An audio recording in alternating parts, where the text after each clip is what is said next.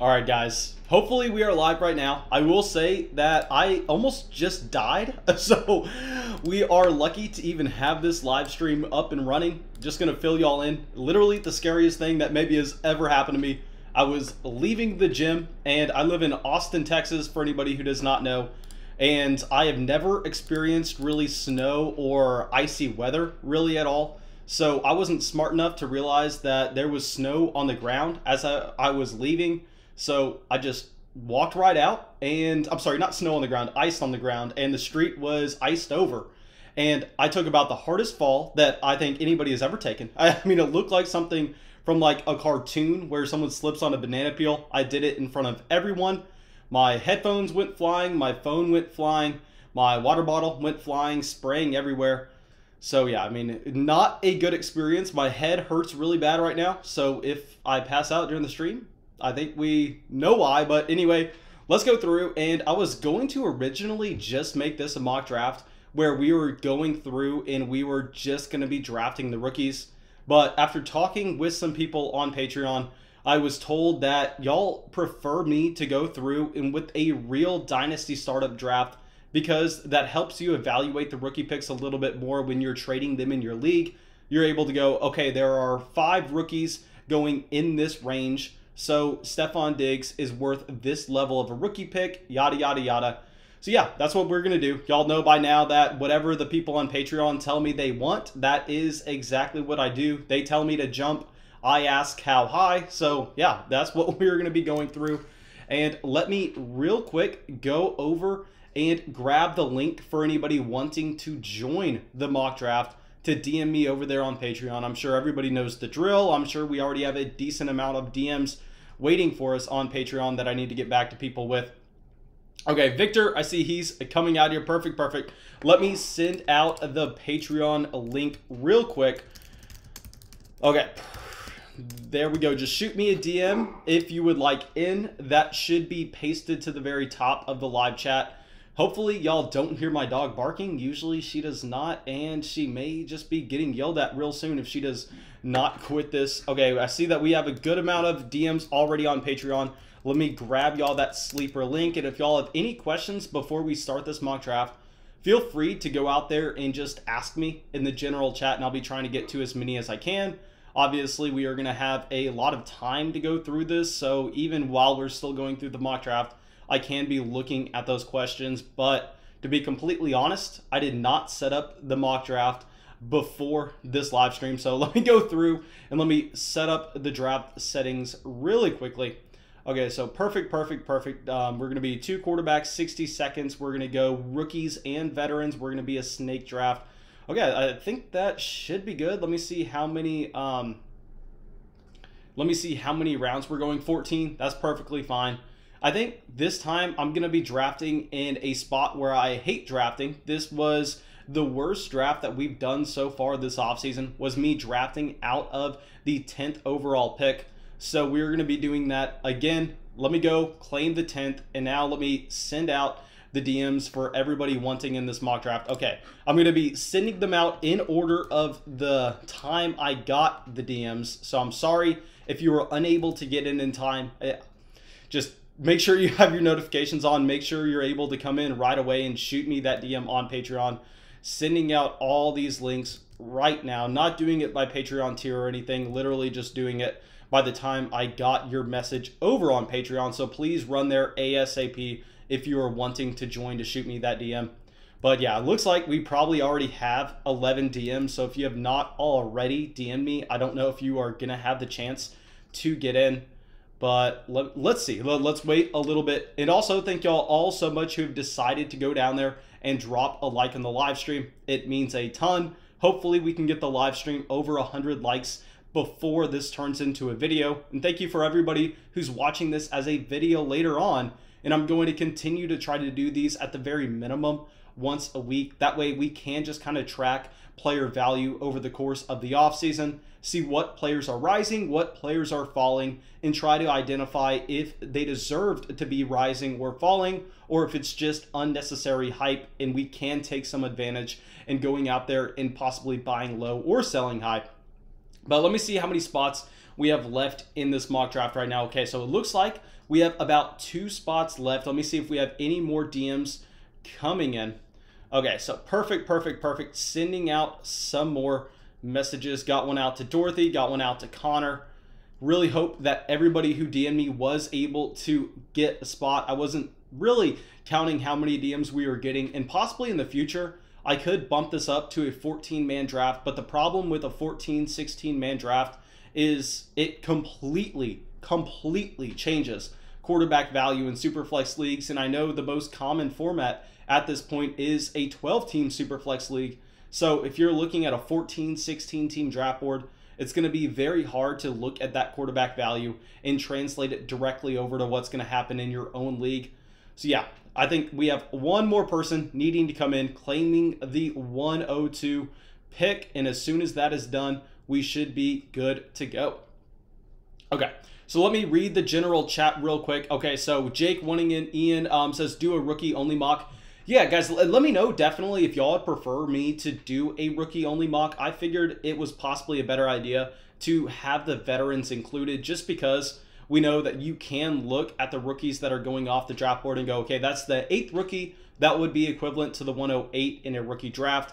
Whereas if you're just doing a rookie mock, it's going to be a lot harder to look at that 108 and try to evaluate it compared to the other veterans. So yeah, that's why I think that it's a better idea to do it with the veterans, and that's why I got a lot of requests for people to come out here and asking me to do it with the veterans instead. But yeah, okay, so it looks like everybody joined the draft. I'm very sorry if you messaged me on Patreon and I was unable to get you that link fast enough. I am sorry. I believe that I got it out in order, so just make sure that you are going to be DMing me as fast as possible. Now let me switch us over here real quick and get this draft started. Okay, hopefully, okay, perfect. We look like we are good to go. Let's begin this draft. And I'm expecting Mahomes to go off the board at 101. Yeah, I mean, there's literally nothing else you can do other than Mahomes going off with the first overall selection. But after that, that's when it gets interesting. Christian McCaffrey at 102. I think at this point, I mean, I say this pretty much every mock draft, that CMC is also the consensus 102 pick. I think in 99% of leagues, you are going to see Mahomes, then Christian McCaffrey go off the board. Let me know if you have any leagues where you have not seen that happen. Not just mock drafts, preferably leagues that have a real buy-in. That way we can look at some solid data that maybe disputes what we are seeing in the mock drafts as of late. But this is where it gets interesting. I mean, after you have Mahomes and after you have CMC off the board, where are you going? And we have Darth Raider taking Dalvin Cook at the 103. Gonna be completely honest, I hate the Dalvin Cook pick. I mean, I would rather go with a quarterback like Kyler Murray. I'd rather go with a running back like Saquon Barkley. I mean, Dalvin Cook at this point, yes, when he's on the field, he's gonna be an elite producer, but at the same time, we know that he is on that second contract. We have to be worrisome of the running backs on their second contract, especially when they have injury history, just like Dalvin Cook does. But Barkley going off of the 104, really like to see that selection. I mean, Saquon Barkley tore his ACL in week 2, so he should be 100% good to go in 2021, combined with the fact that we know that he still is on that rookie contract. He still is an elite level pass catcher. So I think he's going to be one of the few running backs that can transition to having a little bit of a different role later on in his NFL career and still being effective at the running back position. But Jonathan Taylor going off the 105, Kyler Murray falling all the way to the 106. And here, I want to hate Kyler Murray falling to the 106. I want to say that Kyler Murray should have gone ahead of this point, just because y'all know I was all about the Kyler Murray selection at the 105. Last offseason, he was my consensus. That's a poor choice of word. He was my 105 pick over and over again when I was picking in that range. Then he came out and had a fantastic season. So naturally, you would want to say that his value should be higher. But as you go through these mock drafts and you look at the running backs that are going off the board earlier than the quarterbacks and go, you know what? I can still get some quality quarterbacks in rounds 4, 5, and 6. And at the running back position, that is just not possible. I think then we have to question, should we be taking Kyler Murray ahead of Jonathan Taylor? Should he be going ahead of Saquon Barkley? And I think if you participate in enough of these mock drafts, The answer to that is most likely no. Okay. But our target, just going off the board with DeAndre Swift at the 108. I hate to see that pick for us because he was definitely a player that I was wanting to be able to draft at the 110. And now I think our plan is most likely about to have to go out the window. I think, oh God, it just got sniped with Josh Allen at the same time. Definitely not going to be looking at the wide receiver position here. It's going to come down to either a quarterback or a running back. And if we were pulling up the draft boards, I mean, it's going to be so hard for me to go quarterback in this range. I really want to go with a running back, but I'm definitely not going Derrick Henry, 27 years old. Nick Chubb, a committee running back coming on to the end of his rookie contract. Ezekiel Elliott, we all know that that's nowhere to go. I think what we're going to do here is most likely surprise a lot of people, and we are going to go way down the draft board. And I think here we are going to be taking Cam Akers, and I know a lot of people are going to hate this draft selection, but I'm confident that we are going to get a running back that we would like, a quarterback that we would like in the second round. So I don't really feel the need to go out there and push that position, where if we can just take Cam Akers, I think we're going to be very happy about it with the quarterback that can fall to us with the 203. And if we were looking at the running backs that were going to fall to us, I don't know if we could get any excited at all really about anybody like Derrick Henry, Nick Chubb. I mean, those are just not the players that I like to draft. But CEH going off the board at the 201 is extremely interesting. Let me know what y'all think of Clyde Edwards-Helaire.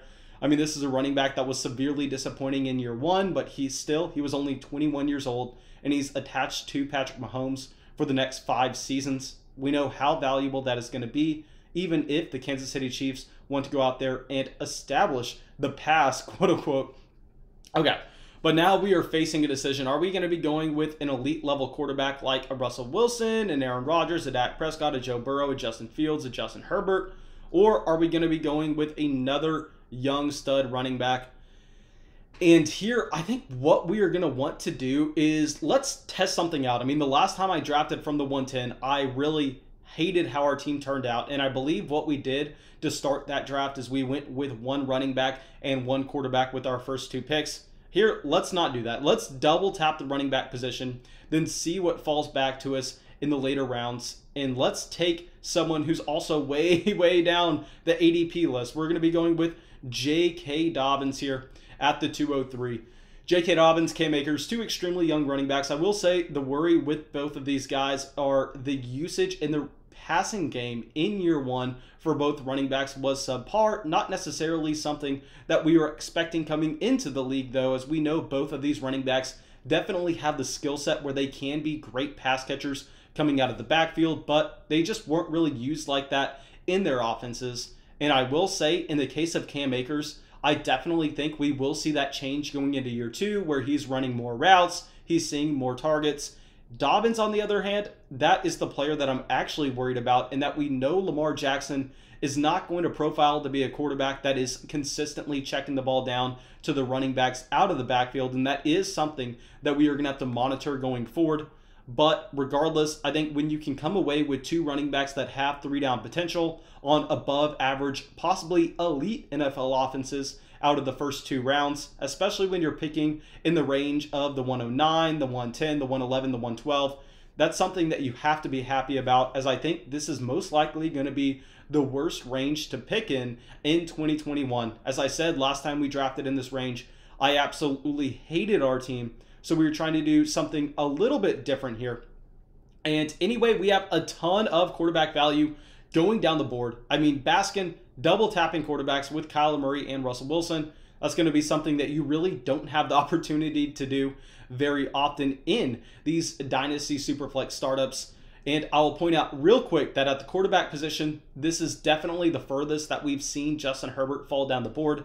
In my opinion, Justin Herbert is easily the best value at any position right now. And yeah, there he goes at the 208. That should not surprise anybody. And I think what we are going to see very soon is we are going to see Joe Burrow go off the board, followed with, I want to say, another quarterback in Justin Fields. I know he's sitting at the top of the ADP list right now, and I do not agree with drafting Fields over Joe Burrow in the slightest. I think that is definitely just with the rookie hype. If we go over to the running backs, not too many players that I'd be interested in taking over Joe Burrow in this range. I definitely want Burrow over Nick Chubb. I want him over Ezekiel Elliott. I want him over Aaron Jones, Josh Jacobs, Eckler, Carson, Etienne. So yeah, no question here. I think the pick should be Joe Burrow, especially if you went with a CMC, especially if you went with a Dalvin Cook at the very beginning of your draft. If you're able to come around and get a Joe Burrow in the second round, that's going to be a great asset to combine with your league-winning running back. But also, we have Berto here. And Berto, in my opinion, in the last mock draft we did, maybe it was 2 mock drafts ago, I mean, these all kind of blend together, easily came away with the best team in the draft, in my opinion. So it's going to be very interesting to see where he decides to go with the 212. But Joe Burrow going off the board at the 210, I think he possibly should have been the pick ahead of Joe Mixon, in my opinion. Then we have Nick Chubb, Miles Sanders. So some more running backs going off the board. And if you're watching this as a video later on and you really don't understand why we have not seen any wide receivers drafted so far, guys, you have to understand that once we have about 16, 17 running backs off the draft board, there are literally no guys that you can get excited about. So naturally, what that is going to do is that's going to push those 3-down running backs up the draft boards, as wide receivers are going to be just bountiful all the way throughout the entire draft. So that makes a player like, I don't want to say for certain Ezekiel Elliott, Antonio Gibson, I don't want to say those players definitely more valuable than the wide receiver 1, but at the very minimum, it's going to make a J.K. Dobbins way more valuable than the wide receiver 1. And here, the biggest takeaway that we can have from this mock draft at this point, if you have really not put 2 and 2 together here, is no wide receiver in Dynasty Fantasy Football. I don't care if it's Justin Jefferson, Devontae Adams, Michael Thomas. I don't care who it is. No wide receiver is worth the rookie pick 101 in Dynasty Superflex leagues. I mean, just look so far. We've already had Trevor Lawrence and Najee Harris go off the board in this startup, way ahead of any wide receiver. So if you have a Jefferson, if you have a Devontae Adams and Tyreek Hill, someone that is just holding an absurd amount of value, go out there, see if you can get the rookie pick 101, see if you can get the rookie pick 102. Because from a roster construction standpoint, I think it's something that would definitely make sense. Okay, but anyway, also I want to point out the fact that we have about 60 people watching the live stream right now, and we have over 30 likes. So that means over half the people in this live stream have decided to go down there and drop a like on the stream, drop a like on the video, whatever it is. And I just owe y'all a massive thank you, because if you look across YouTube, really, there are very few channels that come close to us in the likes per view, and that means y'all are by far and away, I mean, the best fantasy football audience on YouTube. I say this all the time. The flock is so strong, and I am excited to continue to make videos throughout the course of the rest of the offseason. But anyway, Eckler, Robinson, and Etienne all going ahead of the wide receiver 1. Here, I'll say at this point, this is ludicrous. At this point, if we get the wide receiver 1 at the 310, I think that's going to be something we're excited about, because if we go over to the running backs right now, I mean, it is disgusting. I mean, if you did not draft a running back in the early rounds, you were going to be looking at a very bad slate of guys. I mean, Aaron Jones, someone who is not under contract for 2021. Chris Carson, same deal. David Montgomery, we know David Montgomery is limited in a multitude of ways. But anyway, we're up at the 310, and I think what we are going to do here is we're definitely either going to be going with a wide receiver, tight end, or quarterback. I think at running back at this point, there's really no value to be had. And honestly, there is a decent amount of quarterback value, but there's literally no incentive for me to take the quarterback here at 310 when we know that Tan Solo behind us has already drafted 2 quarterbacks, so he's not even going to have the option to go with a third here with his next 2 picks. So I think what we actually do is I think we go with a tight end that I am in love with. I know this is generally not my strategy. I know generally in a non-tight end premium format, we are waiting until the very end and taking players like Eric Ebron. But let's mix it up here. Let's see how far we can push these quarterbacks down the draft board. Let's go with a George Kittle at the 310. I love Kittle. He was my tight end 1 coming into the season, and I understand that Kittle is a tight end that severely disappointed fantasy owners, but it was nothing to do with his on-the-field production. It had everything to do with the fact that he just was suffering those injuries in 2020. So that's something that's not predictive going forward. And I'll say that I think the quarterback situation for San Francisco can only get better. So yeah, very excited about having George Kittle at the 310. And I am very dumb in that I did not even realize that we had Jack Apples also picking behind us, who only had one quarterback. So my logic with not drafting a quarterback there was not exactly sound, but it worked out anyway, as we are going to get pretty much every single quarterback falling back to us. But I don't even know if we are going to be wanting to go with a quarterback. If we were going to go with one, we would definitely be going with Justin Fields, who has the rushing upside to be an elite level quarterback, similar to someone, I don't want to say a Joe Burrow just because we know he's not that type of passing talent, but someone that has that Konami code, someone that is going to give you a nice floor and ceiling combination with what he can do on the ground. So yeah, here I think there are a ton of players we can go with, and this was the beauty of taking 2 running backs right out the gate. Now we have all the flexibility in the world to take some wide receiver value like an A.J. Brown, or we could go with some of the quarterback value in a Justin Fields. And because we've already constructed a very young team with Akers and Dobbins, I think we are going to be going with Justin Fields here at the 403 as the 4th rookie off the board. I'm sorry, is he the 4th or possibly the 5th? No, he is the 4th. So far this draft, we've had Trevor Lawrence as the 1st rookie drafted, Najee Harris as the 2nd, Travis Etienne as the 3rd, and Justin Fields as the 4th.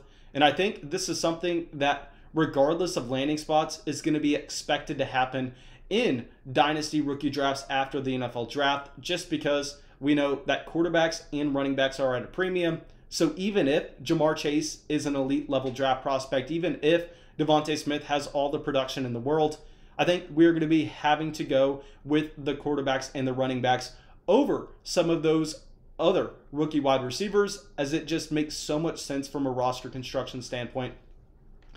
But let me go through and just ask y'all, what do y'all think of the draft so far? Please let me know in the general chat if y'all think that this is kind of some ridiculous value on wide receiver, which I will agree with you on, as we are now at the 407 and there have been only 2 wide receivers drafted.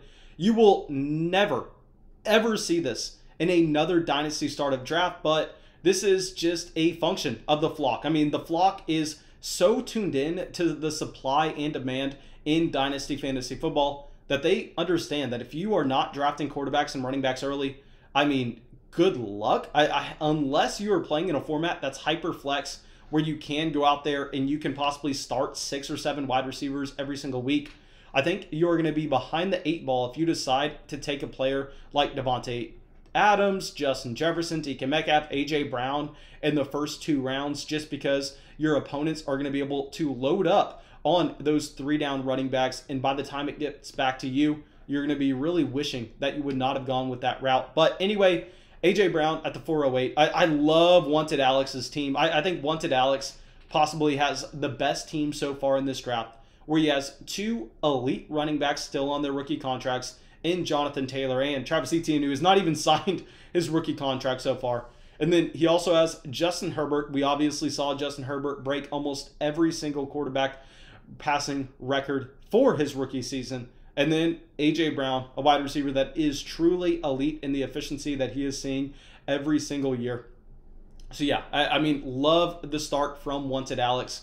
Let me know who your favorite team is. I also love C Money coming out and getting Ryan Tannehill at the 411 behind Zach Wilson. I love that kind of value when we don't have the official draft capital on Zach Wilson and we don't have the official landing spot yet. With what we've seen from Ryan Tannehill in the play action over the past 2 seasons, I think you have to be very excited about getting that kind of value. But anyway, let's see where Berto decides to go, as he does not have a wide receiver yet. He decides to take CeeDee Lamb at the very end of the 4th. I think this is where we are going to begin to see the wide receiver run. It's kind of already happened. I mean, after Ryan Tannehill, there are not that many quarterbacks that you could be excited about, but there are still so many wide receivers that are going to be drafted highly just because they come with such an intriguing profile. And that is honestly why I decided to go with Justin Fields over a player like A.J. Brown at the 403, just because I was 100% certain that we are going to be able to get 2 wide receivers that we are extremely confident about at the 510 and the 603 on the way back around. Whereas with the quarterbacks, I mean, right now, the best quarterbacks available, according to ADP, are Carson Wentz, Tom Brady, Matt Ryan, Drew Brees, Gardner Minshew, Sam Darnold, Teddy Bridgewater, Phillip Rivers, Mitchell Trubisky, Taysom Hill, Cam Newton, Derek Carr, Drew Lock, Big Ben, Jimmy Garoppolo, Daniel Jones, Kirk Cousins, Jared Goff, Trey Lance, Mac Jones, Jameis Winston. So I understand that that ADP list is all out of whack, but still at the same time, we understand that these quarterbacks are definitely having that sharper drop-off than the wide receivers in this range. And honestly, maybe we go with a quarterback here again, just because there's one quarterback that stands out from the rest on this list that I think if we take, we're possibly just going to end up having everybody else scrambling at the quarterback position. Let me see who's drafting after us. Okay, so Jack Apples does only have one quarterback, so I think possibly we want to go with a QB here at the 510 and get our first wide receiver off the draft board in the 603. Let me go over real quick and see what's going on in the general chat. Okay, so Jacob is saying, why is Derrick Henry not getting drafted? Derrick Henry is a 27-year-old running back that after 2021 does not have any guaranteed money left on his contract. So I think it's easy to see him going behind players like Clyde Edwards-Helaire, J.K. Dobbins, Cam Akers, DeAndre Swift. I mean, that's something that is very basic for me.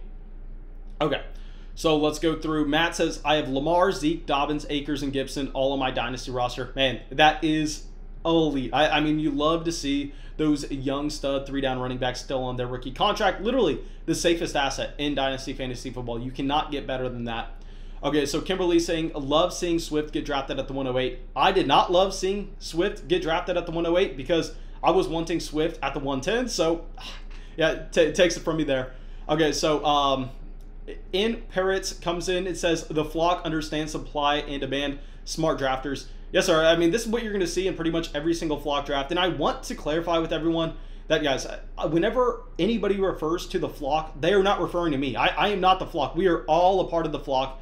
And anyway, I just get sniped on Trey Lance at the 508. I really wanted Trey Lance at the 510. Now we are going to be scrambling to find who we are going to be taking here at the 510. Okay, so there's still a ton of wide receiver value. Really no need to panic. Okay, yeah, this is going to be about the easiest pick that I could ever make. Here we are going to be going with DJ Moore at the 510 as our first wide receiver drafted. And I understand with DJ Moore, I mean, the quarterback situation is ugly. But what we all have to understand is I really am not expecting the Carolina Panthers to go into the 2021 season with Teddy Bridgewater as their only option at quarterback. I think they are going to get an upgrade. And if you look at DJ Moore's age-adjusted production, it's truly historic, where I think if you're going to be getting him at the very end of the 5th and you're able to attach him to some 3-down running backs, an elite level tight end, a quarterback that has all the upside in the world, I think DJ Moore has to be an extremely exciting player in that range. Okay, let's go back to the general chat real quick. Turtwig saying, has Antonio Gibson gone? Yes, Antonio Gibson went off the board at the 301. Okay, so Mob GG coming in says, the value of Courtland Sutton, question mark. Sutton right now is being valued at a very late first, early second round pick in Dynasty Superflex leagues as a rookie pick evaluation. And I don't know if you had the chance to watch the video I made on Courtland Sutton a few days ago, where Courtland Sutton was definitely a player I thought was overvalued last offseason after the Denver Broncos decided to make the addition of Jerry Jeudy and KJ Hamler, as well as having that elite level pass catching tight end in Noah Fant. I think at this point we have to look at Courtland Sutton and understand that he most likely represents a value in Dynasty Fantasy Football with where he is currently going.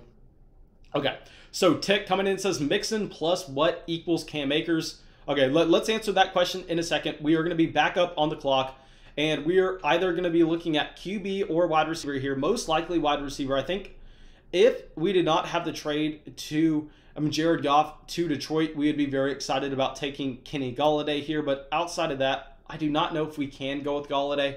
I think what we may actually have to do is go with another wide receiver that really has no answer at quarterback. But I'd be surprised if his team did not make an addition this offseason.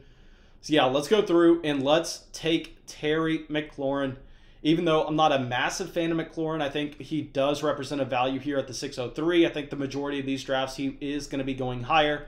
Now, I will say there's one red flag on the Terry McLaurin profile, is that if you look at his age, I understand that he's only going into year 3, but he's already 25 years old. I mean, Terry McLaurin being 25 years old, let's pull this up just to show y'all that I am not just making this up. Yep, 25 years old, is significantly older than DJ Moore, who came into the NFL significantly earlier. I think either 1 year or 2 seasons earlier than Terry McLaurin. Actually, it was only 1 year. But still, this is why I love a player like DJ Moore, and that we are looking at his profile and going, you know what? He is so young that I think he still has some upside to improve with Terry McLaurin. We have to ask ourselves, what is that upside for Terry McLaurin to make a jump in year 3 if he's already technically in the prime age of his NFL career? Regardless, the reason I'm drafting him, he represents a great value at the 603, especially if Washington can go out there and they can upgrade the quarterback position this offseason. But also, guys, I just saw that we have over 100 viewers right now. Thank y'all all so much for deciding to come out and check out the channel. If you have not already, make sure you go down there, hit that subscribe button, and if you want to participate in a future mock draft, more importantly, what you need to be doing is you need to be hitting the bell next to the subscribe button. That way you get notified whenever we are live. You can come in and you can hop in right away before it's full. And lastly, guys, let's get this live stream over 100 likes. That would be absolutely massive. And we used to be able to do that very quickly. I don't know why it has been slowing down, but let's get there. And oh my gosh, guys, we have seen a massive wide receiver run here. Just like I was talking about, this is where the wide receiver value is. I mean, we are seeing about, let's count this out. 1, 2, 3, 4, 5, 6, 7. Okay, so about 14 wide receivers drafted in the past 15 picks. I mean, this is why we decided to make that pivot. We decided to get DJ Moore in the 5th, Terry McLaurin in the 6th, because I think once we get back to the 7th, 8th, maybe that's when we can get our second quarterback. And I don't know how much of the drop-off will be there. I probably should not be saying this out loud just because we understand that there are people watching this live stream that are in this mock draft. So hopefully I do not get sniped.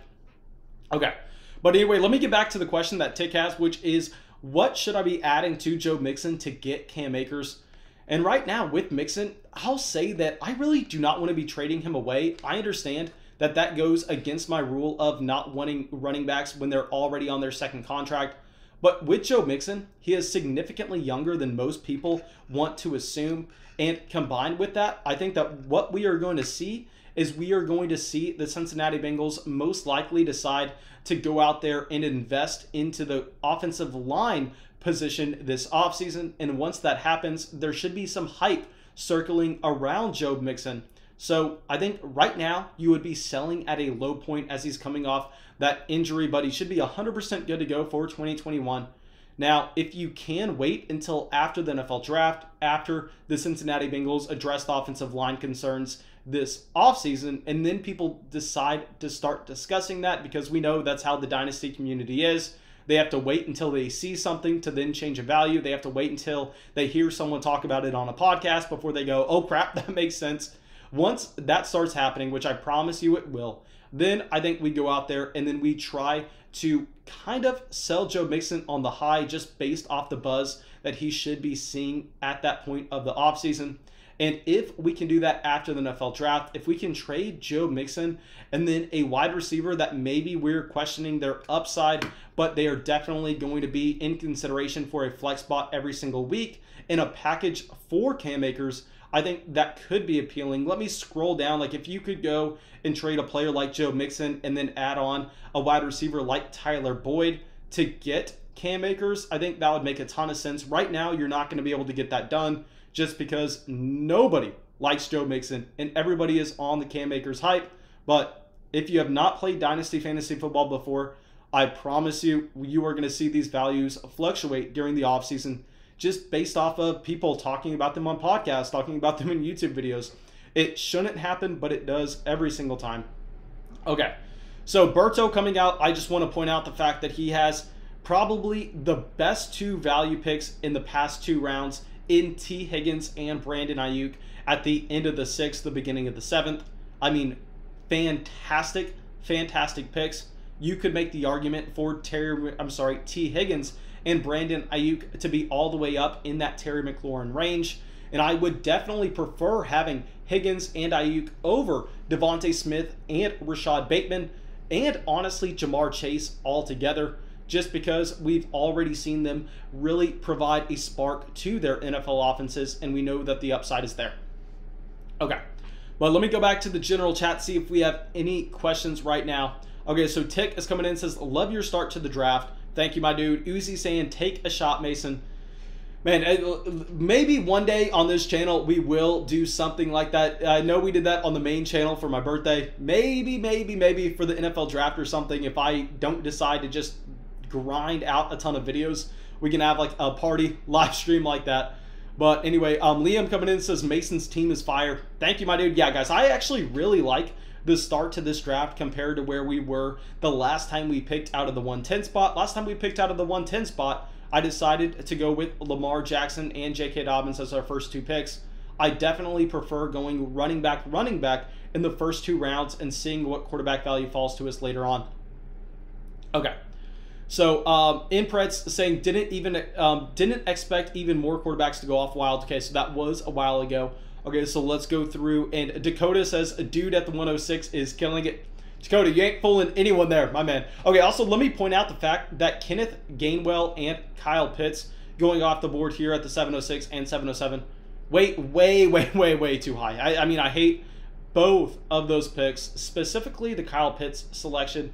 I mean, Baskin, I hate to do this to you, but man, that is just pure hype. I understand Kyle Pitts, literally an elite level tight end prospect, but if we go through and we look at historical hit rates and we look at what happens generally after these tight ends are drafted with their dynasty value, I can't agree with taking Kyle Pitts over Noah Fant or TJ Hawkinson, especially when you're going to be able to get those other tight ends later on. So I hate that Kyle Pitts selection. Okay. But yeah, we are taking here Kirk Cousins at the 710. Let me show y'all the draft board real quick just to kind of demonstrate why we waited on that second quarterback. I think Kirk Cousins definitely has a safe job if you look at the guaranteed money on his contract.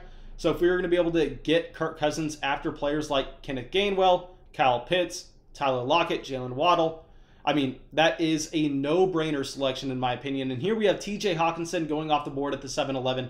I love that pick of TJ Hawkinson. I mean, you are pretty much praying that you are going to get the second season production from Kyle Pitts that we just saw from TJ Hawkinson.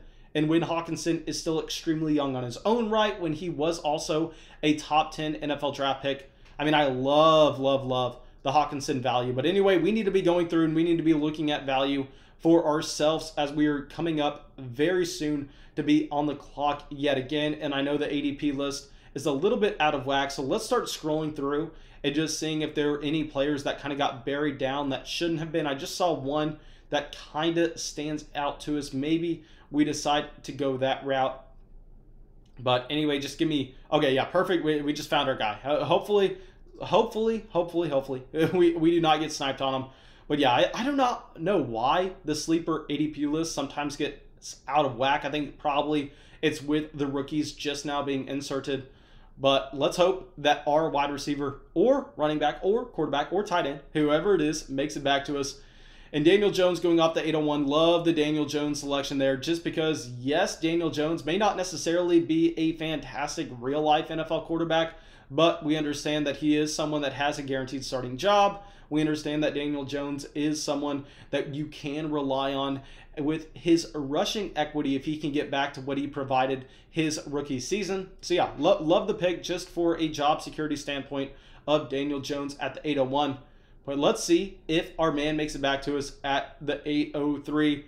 And honestly, I think in most startup drafts, he should be going before this, but I think the problem here is he just got pushed down the ADP list slightly. Okay, so Gaskin going off the board at the 802. Yeah, hate that selection. I know I'm probably getting some people upset here, but this is why we drafted running backs early. So we could go through and we could take players like Jerry Jeudy behind Myles Gaskin. I mean, that is just a no-brainer in my opinion. We're going to be taking Jerry Jeudy there with the 803. Love that kind of value, especially when he's going after wide receivers like Tyler Boyd, Tyler Lockett, Deontay Johnson, Jalen Waddle. I mean, that is a no-brainer in my opinion and we are just going to continue to load up with young talent in Cam Akers, Dobbins, Fields, Moore, McLaurin, now Jerry Jeudy. I think if you have Jeudy as your wide receiver 3, you have to be extremely excited about that, especially if Denver is able to upgrade their quarterback position. And we know that Sutton is on the last year of his rookie contract. But now, going through, and let's just take a look across the draft board and let's see if there are any teams that stand out as having a little bit of a different construction. Maybe they have decided to load up on one position or kind of punt a position so far. And okay, so Jack Apples were at this point very balanced. 2 running backs, 2 quarterbacks, a tight end, and 3 wide receivers. Tan Solo, 2 quarterbacks, 2 running backs, 3 wide receivers, and a tight end. Myself, 2 running backs, 2 quarterbacks, 3 wide receivers, and a tight end. So all these teams at the very end here have been very balanced so far. And then we get to Nathan Bierman, also balanced. I do not mind at all the fact that he has not decided to take a tight end so far. While it definitely makes our pick of George Kittle at the 310 not necessarily look optimal, I think we have to understand that if you're going to be getting the wide receiver value fall to you, and also if you're going to be constructing a win now roster, which he has, with veteran running backs like Derrick Henry, Aaron Jones, veteran quarterbacks like Josh Allen and Aaron Rodgers, and then some older wide receivers in Michael Thomas, Kenny Golladay, Julio Jones, Adam Thielen. I think that makes a ton of sense. And now going over McDuncan, 2 running backs, 2 quarterbacks, 3 wide receivers. Actually, 3 running backs, I'm sorry. And then G Unit, 3 running backs, 3 wide receivers, 2 quarterbacks. Baskin has a little bit of an interesting construction here where he has decided to go very young with Chase, Bateman, Kyle Pitts, and Laviska Shenault, and Justin Jefferson, James Robinson. I mean, this is a very young team, but he does not have 2 running backs so far. So it's going to be interesting to see if he is able to go out there and find a second running back at a value. But anyway, let me point out the fact that we've just had Leonard Fournette go at a higher draft pick than we have seen him go in any of these Dynasty startup drafts so far at the 8-10. And here with Fournette, I understand playoff Lenny. I mean, he looked very good, and he went out there and made an impact for the Tampa Bay Buccaneers. But I would never, ever be able to take a player like Leonard Fournette, who at some points this season was a healthy scratch over some of these other players that are still available. Let me go through guys that Leonard Fournette was just drafted over, specifically at the wide receiver position. I mean, you had Odell, you had Will Fuller, Robert Woods, Devontae Parker, Brandon Cooks. Let's see if you had anybody else further down the draft board. I mean, I would even take Paris Campbell over Leonard Fournette, to be completely honest. You have Jalen Reagor, Denzel Mims. Yeah, I mean, I hate that selection of Leonard Fournette, but sometimes you kind of get stuck where you have to go with the running back. But in the case of Darth Raider, I do not think that was the case. I mean, he already had Dalvin Cook. He had Josh Jacobs. What I would have preferred to see is I would have preferred to see him go out there and then decide to take another wide receiver, another quarterback. Okay, but Jaden coming in with a donation. Thank you so much, my man. And you're saying, what form do you use to draft? I don't know exactly what you're asking by that. What do you mean, what form do I use? Like, are you talking about finding leagues? Are you talking about coming off of some rankings? Please clarify, Jaden, with what you mean by what form do you use to draft. Are you talking about what platform I use? Please just give me some clarification with what you mean by that question. Okay, but also Tom Brady going off the board at the 903. I mean, I hate to just harp on Darth Raider's team here. I know I did not like the pick of Dalvin Cook at the 103. The pick of Joe Burrow at the 210, I'll say, is one of the best values in the draft. But outside of that, I mean, there have been some values I've hated on this team. I mean, Dalvin Cook at the 103, Leonard Fournette at the 810, and Tom Brady at the 903 at the same time. I mean, I can't get behind any of those draft picks. There are just better players available on the board. I don't want to say everywhere you look, but in multiple different positions. Okay, so Connor coming out says he really likes the 104's team. Let's take a deep dive on this. Okay, so let's see if I would have done anything differently here. And I understand, guys, that I probably sound a lot more harsh than a lot of other different fantasy analysts, but I am not here trying to pat people on the back. I'm here trying to give you my honest opinion and trying to help you going forward. So here, okay, anyway, Jaden coming in with a massive donation. Thank you so much, my man. And your question here is, what website do you use to play Dynasty on? Right now, all the Flock Dynasty leagues are run on myfantasyleague.com. I do not know if this will be the case going forward. What I like about myfantasyleague.com is they are definitely the most customizable. You definitely have the most options in going through and actually creating a unique scoring and a unique starting lineup requirement. I mean, right now, all the flock leagues are pretty much best ball with an exception of the original flock league. And the original flock league is tight end premium, points per carry, it is Devi, it is a 16-team Superflex league. So if you're wanting to throw in all those wrinkles, if you want to make it a very complex and advanced Dynasty Fantasy Football League, I mean, myfantasyleague.com is by far and away the best option. But there are some drawbacks with myfantasyleague.com in that if you are just now getting used to the website, if you have not played on the platform before, it is very hard. It is very hard to learn where everything is. It's not laid out in a format that is user-friendly in the slightest. But on the other hand, once you're used to it for about 2 weeks, then you really have the hang of it. You can pretty much figure anything out. And the other drawback with My Fantasy League is it actually costs money to play on there, where it costs anywhere from $60 to $80 per league. And I think this may be the #1 reason why I'm looking to make future flock leagues on a different platform, because if you're not adding a ton of stuff, I mean, if you're not making it a significantly better experience, I don't know if that price point is really worth it. So yeah, definitely something that I'm gonna have to continue to look forward on. I mean, I will be completely honest, I do not play a single league on Sleeper, and I was very hesitant to even come on and mock draft on Sleeper, as there were things last offseason that I did not like about the Sleeper platform. But I think at this point, we have to just kind of admit the fact that Sleeper is definitely the most user-friendly draft experience, especially with a bunch of new Dynasty players, and everybody has the Sleeper app. So my answer right now is myfantasyleague.com is where I play all my Dynasty leagues, but I do not know if that's going to be the case going forward. That's something that I need to think more about. Okay, what the heck? What the heck? Oh, okay, for some reason, it's showing that we are the Ronald Jones team. I don't know how it looks like on your screen. That's a little bit of an eyesore, but no, we just took Jalen Reagor here with the 10th pick in the 9th round. And here with Reagor, I mean, I hated him coming into the NFL. I mean, he was a player I did not... Actually, I think I drafted him in one flock league. That's a lie. I drafted him in one flock league at the beginning of the 2nd round last offseason. But I think at this point, I mean, we have to say he's a value at the 9-10. I'm not going to be taking players like Jarvis Landry ahead of him, especially when we have an extremely young roster.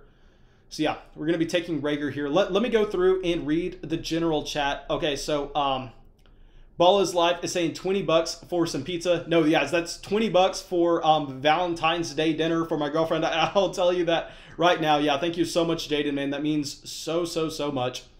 And also, guys, I'll say that over half of the people in the live stream right now have already dropped a like on the stream, so that helps us out so much in continuing to make our path towards 5,000 subscribers. That is most likely going to be my goal this offseason. And what I'm going to do now is I'm going to be taking, I believe, our wide receiver 5, and we are going to be looking to stack him with one of our current quarterbacks, and we are going to be taking Denzel Mims here in the 10th round to just continue our trend of an extremely young group of guys, where right now I understand y'all are probably saying, Mason, Denzel Mims does not complete any of the stacks that you have. And I'm saying, on the other hand, guys, Justin Fields most likely going to be a New York Jet. I mean, I would find it very surprising if we do not see that happen in 2021. So if we're able to come through and we're able to get Akers in the 1st, then we go back with Dobbins in the 2nd to load up with our 2 stud running backs that we can plug in every single week.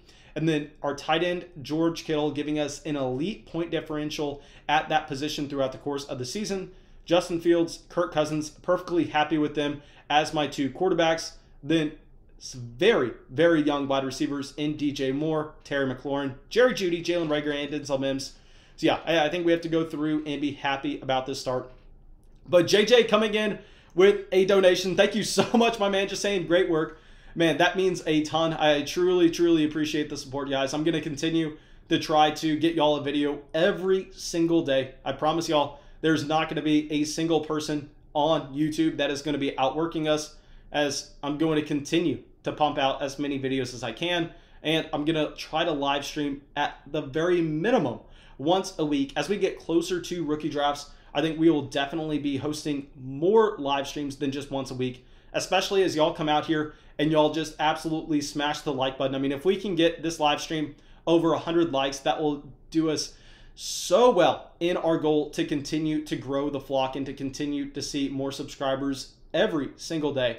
But anyway, Baskin there times out at the 10:06. Generally, when we have someone time out, what I like to do is I like to go through and try to get them a different player at their pick, someone that makes a little bit more sense. But no, I mean, Kenyon Drake there in the 10th round, I think is a decent value where we're not going to be looking at him really in any other light. And I want to point out the fact, guys, that we are in the 10th round and we have yet to have Chris Carson go off the draft board. That is something that you're only going to find in a flock mock draft, but it's something that I believe is the correct decision point. I mean, there's no way that I would consider taking Chris Carson over a Denzel Mims, over a player like Jalen Reagor. So yeah, I mean, right now with Carson, just a running back that I think is the definition of injury prone, and I never, ever call players injury prone. On top of that, no contract in 2021. So I think that we have to look at Chris Carson as someone that definitely has, I don't want to say the upside to be a low-end running back one because that sounds a little bit harsh, but I think his ceiling is going to be capped, especially if he's not back in Seattle. But anyway, what we are going to have to look to do soon is we're going to have to look to find some running back value, as it's most likely going to be close to impossible right now. But we only have 2 running backs, so I think if we could go through and get a third that we feel a little bit confident about just putting in for bye weeks, maybe someone that has upside in the case of an injury, that's something that we could look to do. But right now, I think the last thing we can do on this roster is, despite whatever value falls to us, I think we cannot be taking another wide receiver. Let me show y'all my team real quick just to remind everyone where we are sitting. We are the Akers, Dobbins at running back. We have Kittle at tight end, Fields and Cousins at quarterback, then Moore, McLaurin, Judy, Reagor, and Mims all at wide receiver. And what we can do real quick is let's go through, and after I make these next 2 selections, let's go and look at where every single rookie has been drafted, and let's kind of come up with what the rookie draft would have looked like if we removed the veterans in the value that we saw this draft. Okay, also, I want to point out Carson Wentz in the 11th round. While Carson Wentz is a player I was a lot lower on than most people coming into the year, while I have so many tweets making fun of how bad of a quarterback he actually is, I think we have to just acknowledge the fact that Carson Wentz is a great value in the 11th round here. If you just look at his contract, it's pretty much going to dictate that he has to be a starter going forward. So yeah, love the value of Carson Wentz in the 11th. Rashad Penny in the 11th also by Wanted Alex. I mean, God, Wanted Alex pretty much snipes us on Rashad Penny every single draft we are in. I mean, I don't think I was able to draft Rashad Penny a single time in any one of these mock drafts, and it's because of Wanted Alex going through and just picking him up pretty much everywhere. But yeah, there are still a decent amount of running backs that we can get excited about. So yeah, we're definitely going to be going with a running back at the 110. And I think maybe we are going to be surprising some people here. We are going to be going with Zach Moss. I know I have called Zach Moss overvalued in these mock drafts before, but that's when Zach Moss is going in the 8th round ahead of players like Jerry Jeudy. And that's when I can't get behind taking him. But if you're going to get him at the very end of the 11th, I think that we love getting Zach Moss at that pick. Curtis Samuel, love the pick there in the 11th round at the same time. Curtis Samuel, still extremely young considering he came into the draft. He came into the league in 2017. I think that he is 24. Let me see. Check this out. Yep, Curtis Samuel is 24. He's played 4 years in the league already, so he has a ton of experience. He's been able to provide a decent amount of production for the Carolina Panthers when he's seen the opportunity, and he is a free agent this offseason, so hopefully he finds himself in a better situation than Carolina. But looks like we are most likely going to be double tapping running back here in the 12th round. Keyshawn Vaughn going off the board in the 12th. I actually like that pick, even though I hated Vaughn coming into the NFL draft last offseason. I called him the most overvalued rookie on so many different occasions. Okay, so we are back up on the clock. My next pick was going to be Chase Edmonds, so I hate seeing that snipe there. Let's go down the draft board, trying to see if we have any guys. Okay, it's going to come down between Tony Pollard and one other running back. Now, we're going to take Tony Pollard here. Let's search him up. Tony Pollard is going to be our running back 4, getting him in the 12th round. What's nice about Tony Pollard is he's not strictly a running back handcuff, and that he actually has some standalone value with his pass catching role. But right now, let's go through and let's look at the rookies that have been drafted so far and try to kind of map out where they have gone. Okay, so we have Trevor Lawrence at the 101 in this draft, Najee Harris at the 102, Travis Etienne at the 103. Then we took Justin Fields at the 104. Then Zach Wilson going off at the 105. Something that's definitely going to be dependent on his NFL draft capital and his landing spot. And then you have Jamar Chase at the 106, Trey Lance at the 107, Devontae Smith at the 108, Rashad Bateman at the 109. Then let's go through Jalen Waddle at the 110, Kyle Pitts at the 111, Kenneth Gainwell at the 112. Actually, I'm sorry, I also overlooked Javonte Williams. Javonte Williams actually went at the 104 in this draft, then Fields at the 105. So yeah, please slide all of those players down one as we go through this. So now we're actually at the 202 looking for the next rookie that was taken. The 202 was Rondale Moore. And this is why it's so valuable to be trading for those early second round rookie picks. So valuable to be trading for those late first, because you're going to be getting the Rondale Moore in the second round. Obviously, that is great value there. And then we go through, and at the 203, you have Amon-Ra St. Brown. And if y'all don't know Amon-Ra St. Brown, I mean, you have not been playing Dynasty that long, as this is a player that his older brother is Equanimeous St. Brown, someone who had all the hype coming out of Notre Dame back in 2017, I believe. Goes to the Green Bay Packers on day 3, mainly due to character concerns, like he didn't want to play special teams. So yeah, this family has a ton of talent. Their dad's actually a professional bodybuilder at some point. And then anyway, Tylan Wallace at the 204. Love Tylan Wallace, considering that I do not think you would have been getting this discount on him if he was able to stay healthy throughout college. Then Kadarius Toney at the 205. Player that's definitely a lot higher in NFL draft circles than he is in fantasy draft circles at this point. Chuba Hubbard at the 206. Terrace Marshall at the 207. Another player that some NFL draft scouts love Terrace Marshall a lot more than fantasy players. Then Michael Carter at the 208. I actually think that Michael Carter is a great value here. Trey Sermon at the 209. We all know about Trey Sermon. I don't need to break that down. Mac Jones at the 210. Jamar Jefferson at the 211. Brevin Jordan at the 212. Don't know too much about Jordan. Definitely a player that I need to dive into a little bit more. But I'm always the guy that is screaming, do not draft the rookie tight end regardless. So do not think we'll be getting too much of him. Then Kylan Hill at the 212. Then I'm going to be completely honest. I don't even know how to say Stevenson's first name. I know I've heard it on a multitude of podcasts, but I'm not going to embarrass myself by trying to say that out loud. Y'all know I can barely talk as is. So yeah, we are in the 3rd round of the rookie draft equivalent. So I hope that this was able to give y'all a better idea of how these rookie picks were actually valued, where you have players like Odell Beckham Jr. going off the board after the 14th rookie. So that kind of tells you in your own Dynasty League, Odell Beckham Jr. is worth about an early second round rookie pick in a Superflex format. So if you're able to sell him for a late first, you probably should. If you can buy him for a late second, you probably should. I mean, this is a very simple example, and I know a lot more goes into it than that, but this is how you can kind of use this data for your own league and try to take advantage of your league mates. But anyway, let's go back to our team. Let's go back to our team. I understand that people want me to talk about their teams at the same time, but I care more about my team. We're having to figure out who we are going to be taking with our next draft pick. And right now, let's go position by position. At quarterback, we have Fields and Cousins. At running back, we have Akers, Dobbins, Zach Moss, and Tony Pollard. At wide receiver, we have DJ Moore, Terry McLaurin, Jerry Jeudy, Jalen Reagor, and Denzel Mims. And at quarterback, we have Justin Fields and Kirk Cousins. But anyway, oh my God, I have no idea how this happened. They definitely were way down the draft board. But Jared Goff, Matt Ryan going off the board in the 13th round. Okay, I will say that if I knew that either one of these two quarterbacks were available, if I was just not live streaming and kind of talking throughout this entire time and I was able to pay attention, I promise you we would have drafted those quarterbacks a lot earlier than where they just went. Let's go through and see if there are any absurd values that we should be looking at right now. Jimmy G, honestly, a player that I think that we could be taking in this range. Let me go to wide receiver real quick.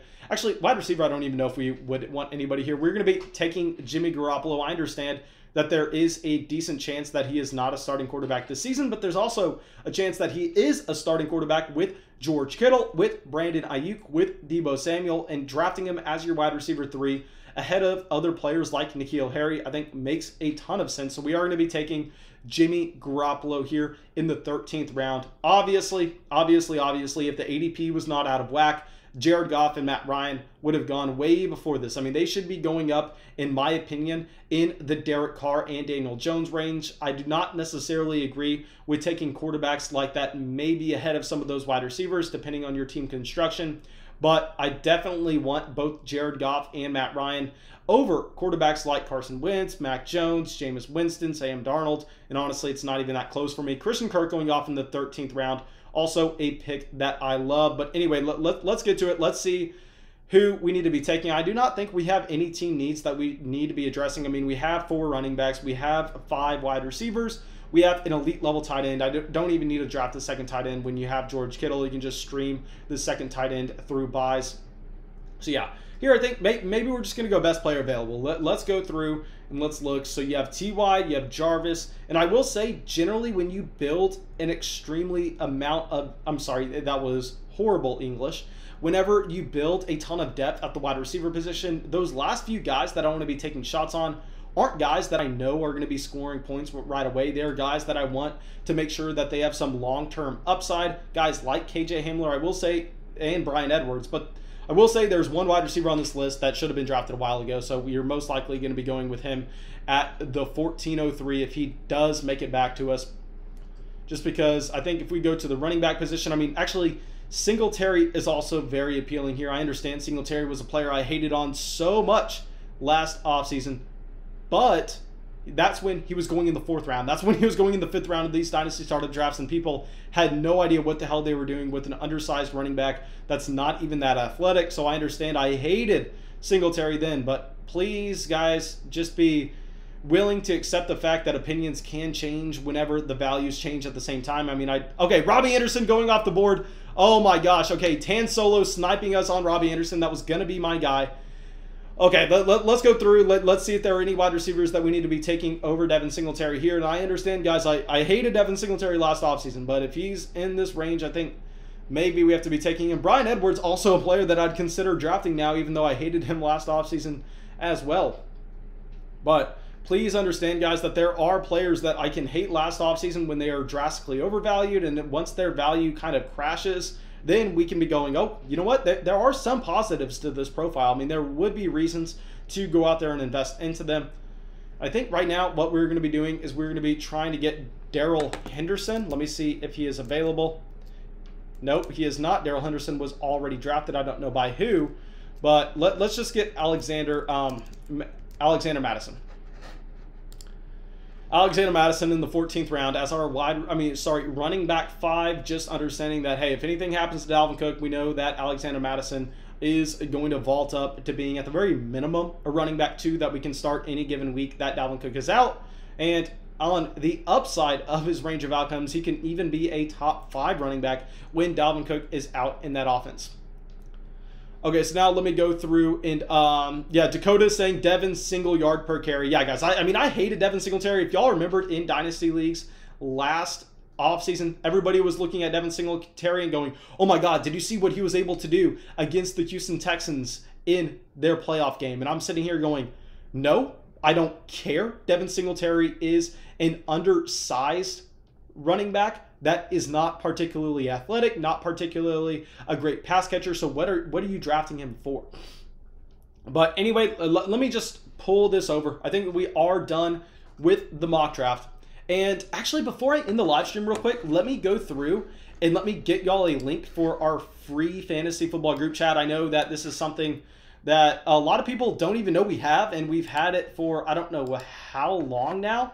I mean, maybe we've had this sucker for over a year at this point. I mean, we are pretty much one of the first Dynasty Fantasy Football Discord chats, if not the first Dynasty Fantasy Football Discord chat. That's why I'm assuming that the majority of people here kind of are already in it, or at least have had the opportunity to join. But let me get it for y'all. And if y'all enjoyed this, guys, please make sure you go down there. Make sure y'all drop a like on the live stream. Make sure you subscribe to the channel. It helps us out so much. So please go down there, drop that like. Let me get y'all this link for our free group chat.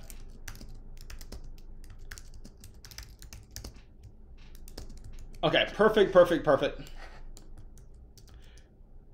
And how about this? Okay, so right now we are sitting at about 80 likes on the live stream, and we have over 100 people in here. If this live stream jumps up to over 100 likes in the next 2 or 3 minutes, I will go through and I will set up a rookie only mock draft that we can go through and just do 2 rounds, and we can just see what order those rookies go in. And I'll get that link out, not even to the people on Patreon. I'll just get the link out for the live stream so you can jump in there. So if you want to get in that, make sure you go down there and drop a like on the live stream. If y'all don't care about it, don't drop a like on the live stream and we'll be completely fine. Okay. But also let me check and see if that link is working for y'all to join the group chat. Okay, yes, it is working. Perfect, perfect, perfect. Okay, so let me just see if we have any last minute questions as we wait to see if this live stream gets over 100 likes. If y'all want me to go through and live stream just a pure rookie draft, not necessarily an entire startup.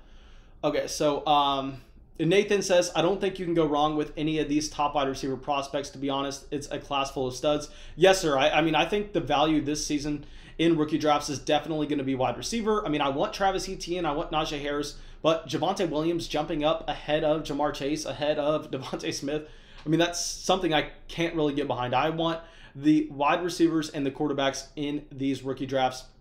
Okay, so let me go through, and Jaws is saying, I'm Terrace Marshall at the 111 in my rookie drafts, Rondale Moore or him. Man, right now, I'll say I would definitely have Rondale Moore ahead of Terrace Marshall, but the problem is we are going to have to see the NFL draft capital. I know a lot of NFL scouts prefer Marshall over Rondale Moore because of the concerns with Rondale Moore's size, but that's here nor there. Okay. Connor saying Jimmy G will be a starter, just maybe not on the 49ers. I mean, if he is a starter, I'm loving life. I have him in way too many dynasty leagues. One of my biggest misses last offseason is I thought that Jimmy Garoppolo was a good value in Superflex leagues, but I was just completely wrong. Okay, so now let me go through and okay, Garrett saying I think Gallup is really underrated in my opinion. Yeah, I mean, Gallup, in my opinion, definitely has proven that he has the talent profile. The problem is the way he is used in the Dallas Cowboys offense is a little bit more as a field stretcher, not necessarily someone that's going to be soaking up a ton of targets. So if he's not soaking up a ton of targets, I don't necessarily know how excited we can get about him. Okay. But looks like y'all really don't care about seeing me do the rookie only mock draft. I guess y'all just got enough of it with the Dynasty startup as we only jumped from about like 83 likes to 90 likes. So I guess y'all really didn't care too much. But regardless, anyway, thank y'all all so much for the support. I'm definitely going to live stream again later this week. So make sure you are subscribed. Make sure you have that notification bell hit next to the subscribe button. And then I will see y'all whenever we come out here. And yeah, just come to the live stream as fast as you can. That way you can get in our next Dynasty mock draft.